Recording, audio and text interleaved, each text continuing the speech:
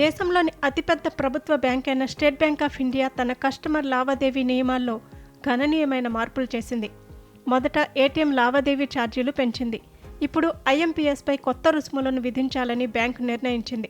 ఇది ముఖ్యంగా డిజిటల్ లావాదేవీలను, ఇతర బ్యాంకుల ఏటీఎంలను ఎక్కువగా ఉపయోగించే వినియోగదారులను ప్రభావితం చేస్తోంది.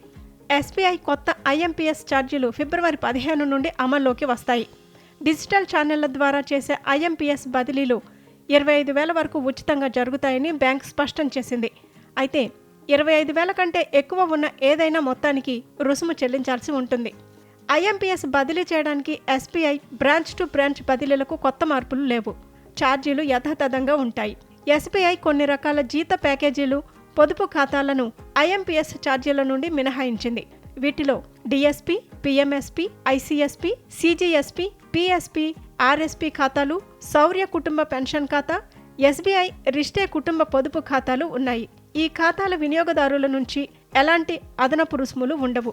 ఐఎంపీఎస్కి ముందు ఎస్బీఐ డిసెంబర్ 1, 2025 నుండి ఏటీఎం, ఏడీడబ్ల్యూఎం ఛార్జీలను సవరించింది.